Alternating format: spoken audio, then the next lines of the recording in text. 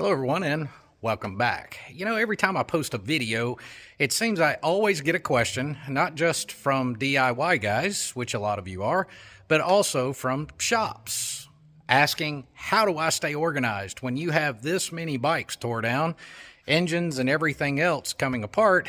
How do you stay organized? How do you keep track of everything? Well, truth of it is, there's two things that bring me great anxiety. Number one is having to move something to get to something.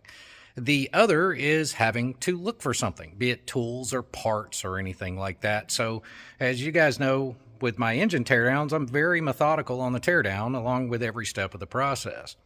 And I've had many, not just shops, but also DIY guys ask me for some organization tips. When you tear down your bike, how do you stay organized? Well, that's what this video is going to be about. And I also want to show you a product that I use to help protect paint and things, because paint jobs are extremely expensive these days. So there's a cool little product I want to show you on how I deal with bags and side covers while I'm working on a bike. So stay tuned. As many of you may know, I spent roughly the first 10 years of my time in this industry traveling all over the world. I've been in hundreds and hundreds of shops. And, during that time, I was teaching fuel injection and tuning and doing consulting and teaching how to build engines, that sort of thing. So I've been in hundreds of shops and I've seen all kind of different storage solutions. Some of them were very innovative and some of them were quite risky. As I mentioned in the opening, paint is expensive and chrome is expensive. So the least damage we can do, the better. The better organization we can have. We don't have to spend all this time looking for parts and things like that. Now, of course, a lot of you guys that own shops and have been doing this a long time, I'm sure you have your own solutions. Maybe you can pick up a tip or two from this. But for you DIY guys, this is really kind of where my focus is here. So let's run through kind of my process, my thought process, and then I'm also going to tell you some things that I've seen in my tenure traveling to other shops that, oh man, just made me cringe. But anyway, you can see when you have this many bikes tore down and several steps in the process, organization is key, not just for time management, but preventing damage and that sort of thing. So let's go through a few of the things that I like to do. First, you can see this bread rack here. These bread racks are fantastic. I think they call them bread racks. You can get these things off Amazon and that sort of thing. And typically they're used in the food service industry, which is why they're NSF certified here. I guess they're food safe in case I decide to chew on these guys. These racks used to be in our pre-Big C world, they used to be somewhere around 85 to 90 bucks a piece. And I think they're somewhere, I don't know, they've got to be 150 to 200 bucks now with price increases we've seen. But you have to be careful when you buy these things because there are cheap versions of them and the poles are typically very small, things like that, and the casters on the bottom aren't very good. The good ones will hold on average, from what I've seen, 500 pounds per shelf. That's pretty insane. So they are very strong. I've got about 20, I think I got about 20, 24 of these racks. And basically, when I tear down a bike, a rack is dedicated to that motorcycle. And I will, as I tear down the bike, I will start from the bottom and work my way up. And, you can put cardboard liner. They also sell plastic liners for these things. But one of the things you want to be very methodical about when you take these things apart is you don't want any painted items or items that could be damaged if something fell through, or something that could be scratched. You certainly wouldn't want to put, regular painted items like a gas tank or saddlebags or anything like that down on the bottom shelves so that oil would drip on them. So you have to be mindful of how you put things in order.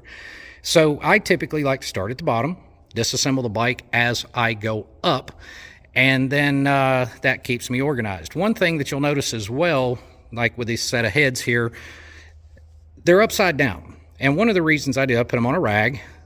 The oil can collect inside of the bolt holes.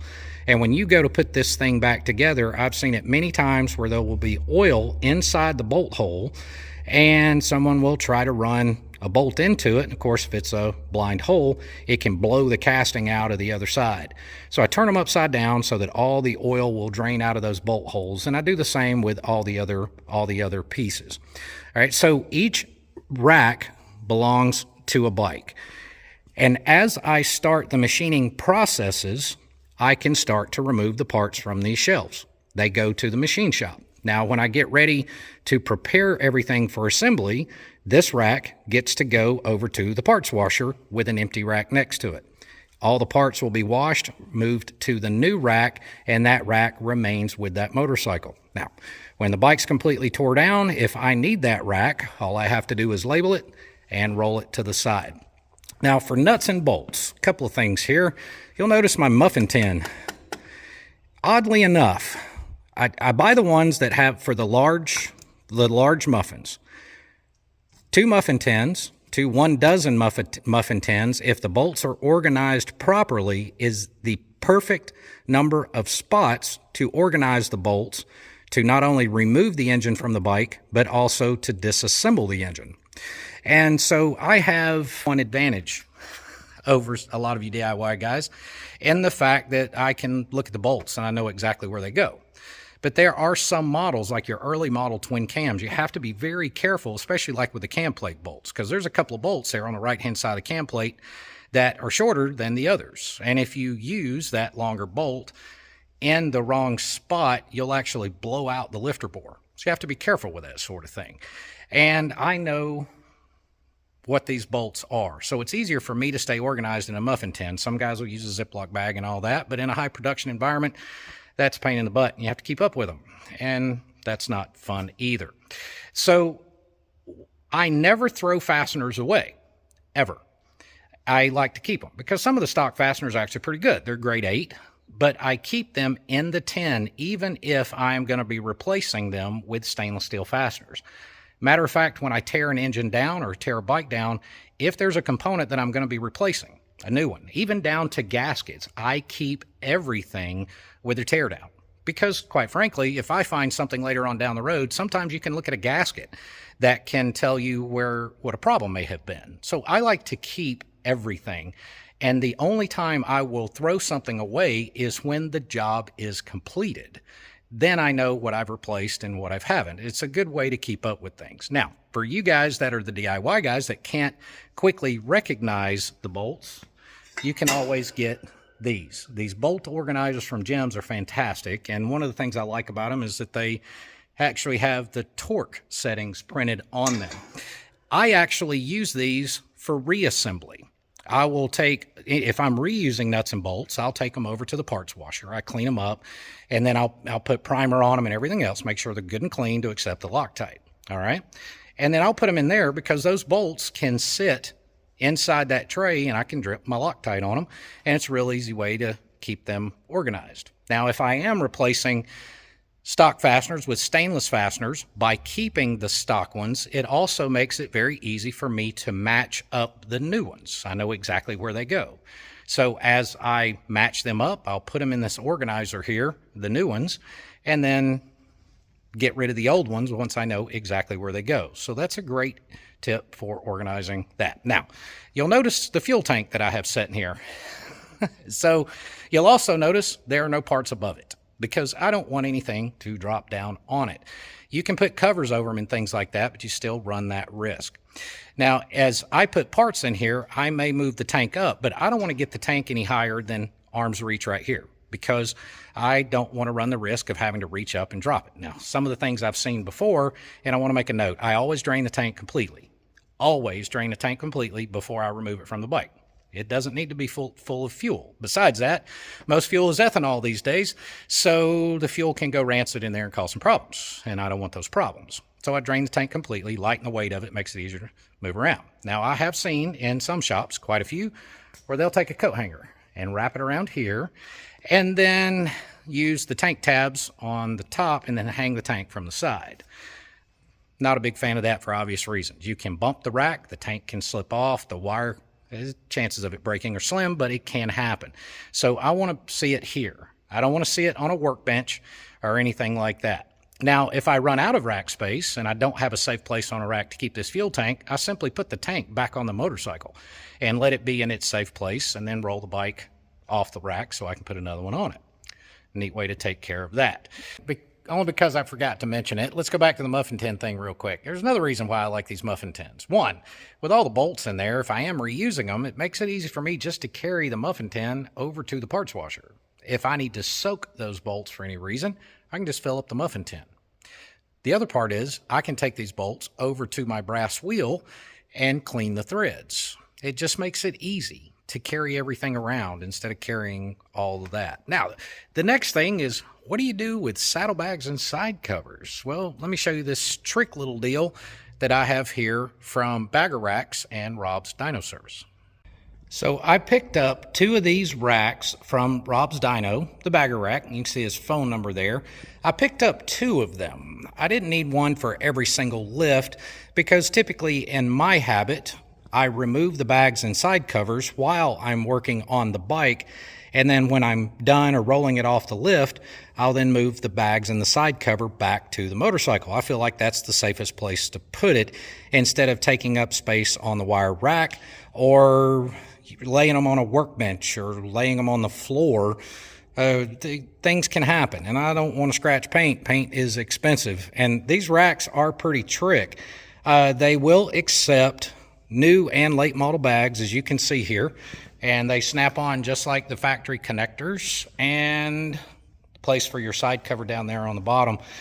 I like them because of how stable they are. I mean, you have to be intentful to knock these things over or just flat out fall into them, and they only spread that far apart, and they're pivoted on this pin right here, which is another cool little feature. You could actually take these things apart, and they sell bracketry that you can hang them on the inside wall of your trailer.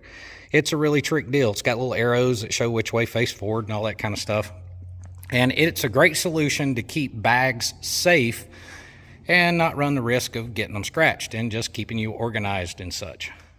And the last thing that I can't stress enough is cleanliness.